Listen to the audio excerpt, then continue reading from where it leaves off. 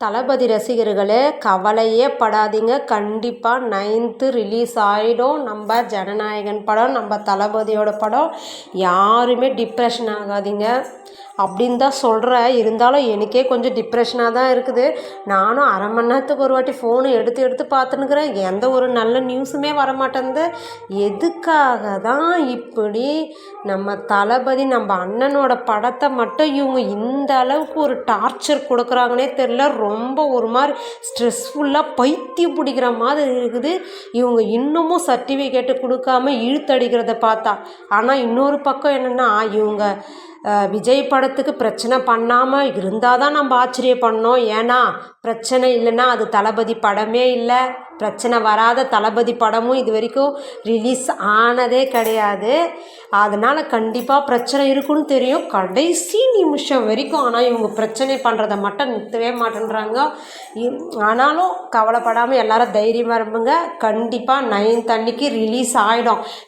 அப்படி 9th அன்னைக்கு அவங்க ரிலீஸ் பண்ணலைன்னா, சர்டிஃபிகேட் கொடுக்கலன்னா அவங்களுக்கு தான் பேக் ஃபயர் ஆகும். அப்படின்றது அவங்களுக்கு கொஞ்சமாச்சும் நாலேஜ் இருந்தால் அவங்களே அக்செப்ட் பண்ணிப்பாங்க. நீங்களே பார்த்துட்ருங்க பாருங்கள், எந்த பக்கத்தில் இருந்து அவருக்கு சப்போர்ட்டு அப்படின்றது இருக்குதுன்னு நீங்கள் யோசிச்சு பாருங்கள். மக்களாகிய நம்மளை தவிர, விஜயோட தொண்டர்களோ ரசிகர்களோ இவங்களை தவிர எந்த பக்கம் இருந்துன்னா அவருக்கு ஒரு சப்போர்ட் இருக்கா? நாலா பக்கமும் இருந்து எப்போ எல்லாரும் எதிர்க்க ஆரம்பித்தாங்களோ அப்போவே அவர் கரெக்டான ஒரு ரூட்டில் தான் போயிட்டுருக்காரு அப்படின்றத நீங்கள் எல்லாரும் நம்பணும். அதுக்காக நீங்கள் ரொம்ப டிப்ரெஷன் ஆகிடாதீங்க. தொண்டர்களோ ரசிகர்களோ தைரியமாக இருங்க. கண்டிப்பாக ரிலீஸ் ஆகிடும். கண்டிப்பாக அவர் நம்ம அடுத்த சிஎம்மாவும் ஆகிடுவாங்க. அதுக்கான எந்த ஒரு டவுட்டும், எந்த ஒரு கேள்வியும் உங்களுக்கு வேணாம். கத்தி படமும் அப்படி தான். கடைசி ரிலீஸ் ஆகிறதுக்கு முன்னாடி நாள் தான் சர்டிஃபிகேட் வந்தது.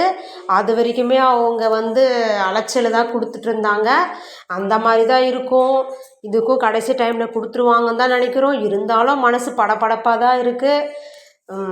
ஆனால் கவலைப்படாதீங்க. எப்போ எல்லாரும் சேர்ந்து எதுக்கணும்னு நினச்சிட்டாங்களோ அப்போவே அவர் தலைவராக மாட்டார். எப்பயோ அவர் தலைவராக மாறிட்டார். அது எல்லாருக்கும் புரிய வைக்கிறதுக்கு தான் இப்படி ஒரு சுச்சுவேஷன் இருக்குது அப்படின்னு நம்மளே மனசை தேர்த்திக்கலாம். அப்புறம் எல்லாரும் தியேட்டரில் போய் படம் பார்க்கும்போது யார் எப்படி என்ன பிரச்சனை பண்ணாலும் எந்த பிரச்சனைக்கும் போயிட்டு எந்த ஒரு அண்ணாக்கு எந்த கெட்ட பேரும் வரக்கூடாது. எல்லாம் சேஃபாக போயிட்டு படம் பாருங்கள். டிக்கெட்டு கிடைக்கலையா வந்துடுங்க, அடுத்த நாள் கூட பார்த்துக்கலாம். நம்ம அண்ணாவை எப்போ ஒன்றா பார்த்துக்கலாம். அதனால ஃபஸ்ட்டு டே ஷோ மட்டும்தான் பார்த்தா தான் நம்ம பார்த்த மாதிரின்றது கிடையாது. எந்த ஒரு கூட்டத்துலேயும் சிக்காமல் எல்லாரும் சேஃபாக படம் பாருங்கள். அதுதான் நான் எல்லாருக்கிட்டையும் கேட்டுப்பேன். நல்லதே நடக்கும். வெற்றி நிச்சயம்.